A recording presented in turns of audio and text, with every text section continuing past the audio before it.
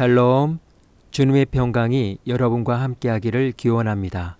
오늘 성경 읽기와 말씀 묵상을 통해 하나님의 말씀을 깨닫는 지혜와 기도하고 간구하는 모든 것들 위해 응답의 열매가 충만하기를 소망합니다. 오늘 성경 읽기 내비게이션은 신명기 10장입니다. 그때 여호와께서 내게 이르시기를 너는 처음과 같은 두 돌판을 다듬어 가지고 산에 올라 내게로 나오고 또 나무괴 하나를 만들라. 내가 깨트린 처음 판에 쓴 말을 내가 그 판에 쓰리니 너는 그것을 그 궤에 넣으라. 하시기로 내가 조각목으로 궤를 만들고 처음 것과 같은 돌판 둘을 다듬어 손에 들고 산에 오르매 여호와께서 그 총의 날에 산 위 불 가운데서 너희에게 이르신 십계명을 처음과 같이 그 판에 쓰시고 그것을 내게 주시기로 내가 돌이켜 산에서 내려와서 여호와께서 내게 명령하신 대로 그 판을 내가 만든 궤에 넣었더니 지금까지 있느니라.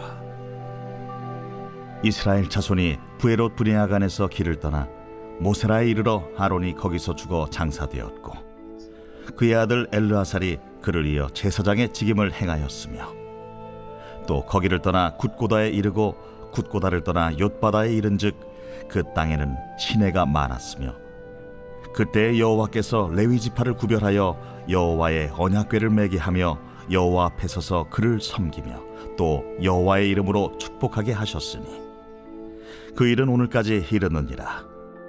그러므로 레위는 그의 형제 중에 분깃이 없으며 기업이 없고 네 하나님 여호와께서 그에게 말씀하신 같이 여호와가 그의 기업이시니라. 내가 처음과 같이 40주 40야를 산에 머물렀고 그때에도 여호와께서 내 말을 들으사 너를 차마 멸하지 아니하시고 여호와께서 내게 이르시되 일어나서 백성보다 먼저 길을 떠나라. 내가 그들에게 주리라고 그들의 조상들에게 맹세한 땅에 그들이 들어가서 그것을 차지하리라 하셨느니라. 이스라엘아, 내 하나님 여호와께서 내게 요구하시는 것이 무엇이냐? 곧 네 하나님 여호와를 경외하여 그의 모든 도를 행하고 그를 사랑하며 마음을 다하고 뜻을 다하여 내 하나님 여호와를 섬기고 내가 오늘 내 행복을 위하여 네게 명하는 여호와의 명령과 규례를 지킬 것이 아니냐. 하늘과 모든 하늘의 하늘과 땅과 그 위의 만물은 본래 내 하나님 여호와께 속한 것이로되 여호와께서 오직 내 조상들을 기뻐하시고 그들을 사랑하사 그들의 후손인 너희를 만민 중에서 택하셨음이 오늘과 같으니라. 그러므로 너희는 마음의 할례를 행하고 다시는 목을 곧게 하지 말라. 너희의 하나님 여호와는 신 가운데 신이시며 주 가운데 주시요 크고 능하시며 두려우신 하나님이시라.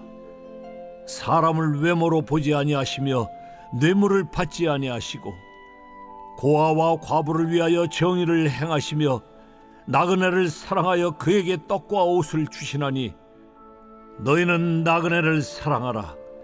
전에 너희도 애굽 땅에서 나그네 되었음이니라.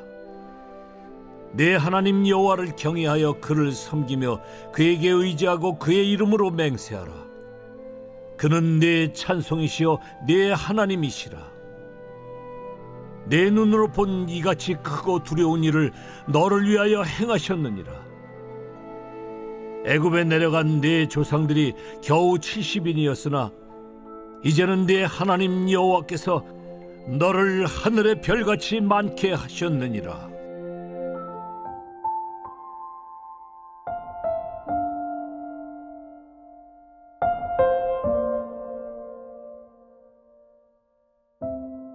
기대, 어떤 일이 이루어지기를 바라고 기다림을 뜻하는 말입니다. 우리가 기대하는 성공이나 결과는 기대하는 것에서 시작된다고 해도 과언이 아닐 것입니다.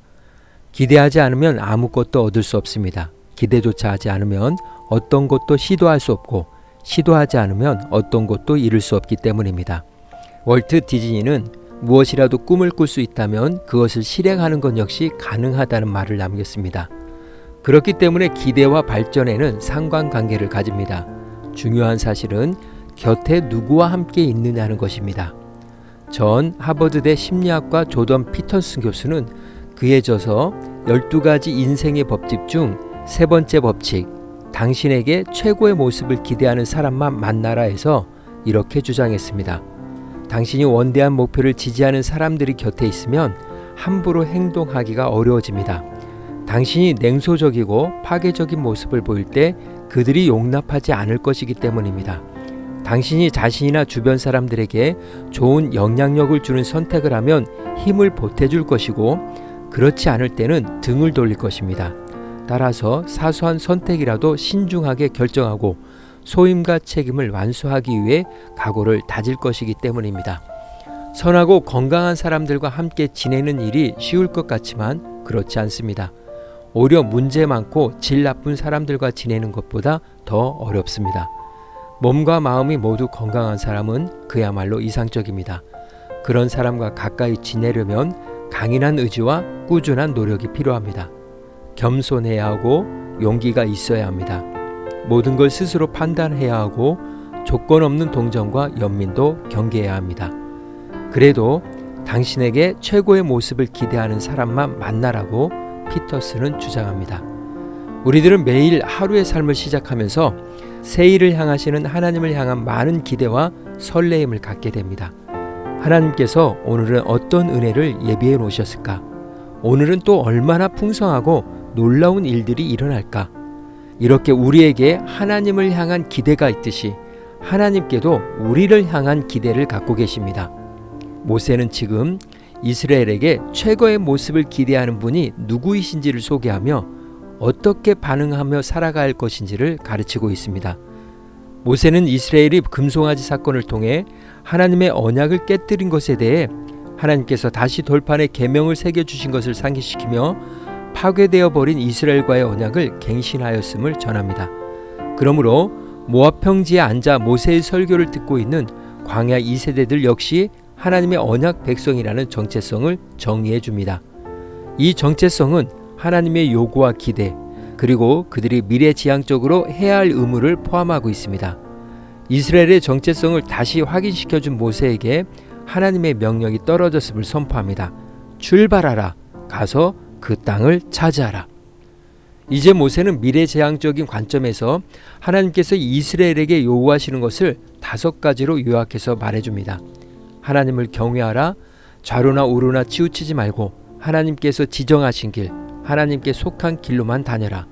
하나님을 사랑하라. 너의 모든 존재, 마음과 성품을 다하여 하나님만 섬겨라. 하나님의 명령과 규례를 지켜라. 그리하면 그것이 너의 행복을 위하여 유익할 것이며 하나님의 기대하심이라고 권면합니다.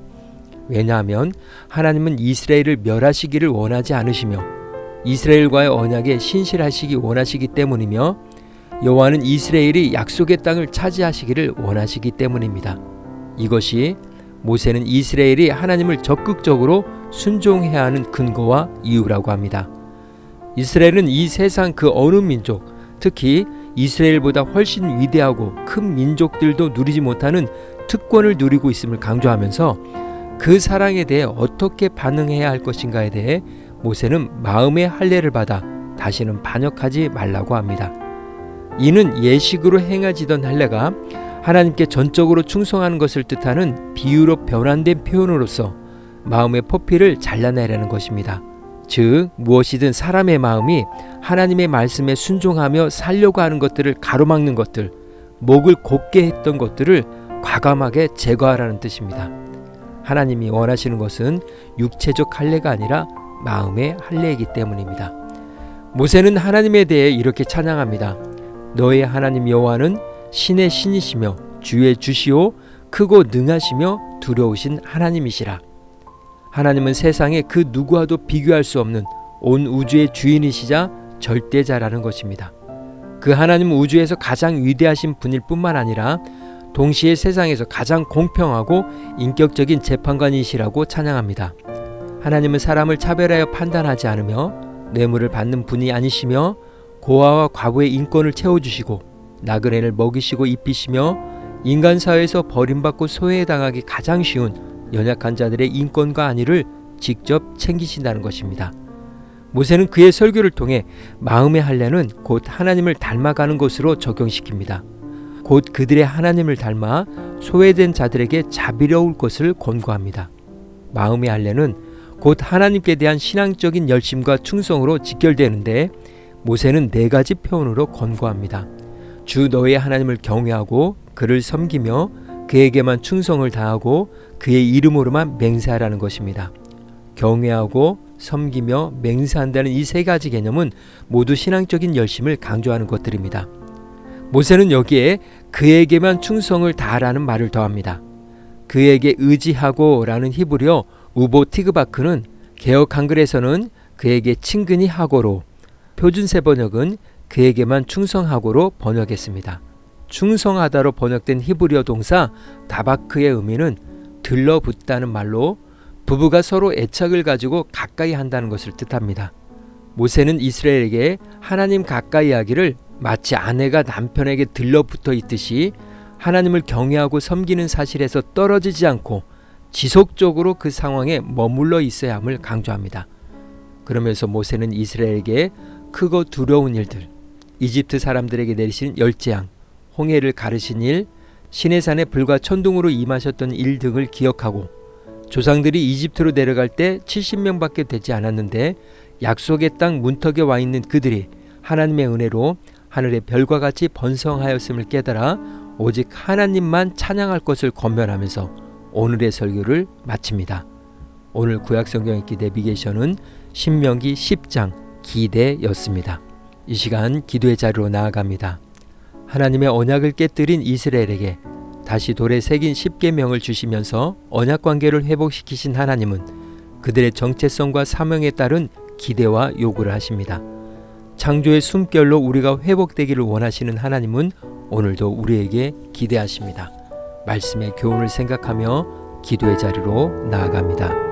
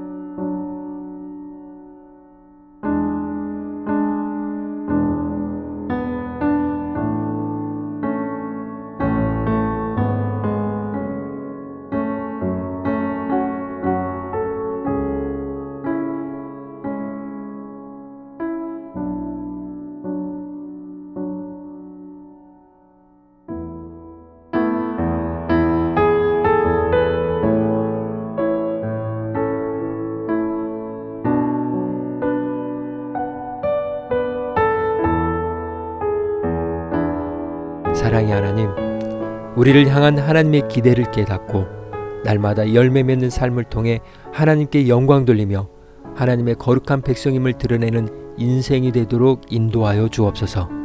오늘은 이렇게 고백하며 나아갑니다. 오늘 하루도 하나님이 기대하시는 은혜의 날입니다. 예수님의 이름으로 기도합니다. 아멘. 이제 음악이 마칠 때까지 자유롭게 기도합니다. 하나님께서 우리의 기도에 귀 기울여 주십니다.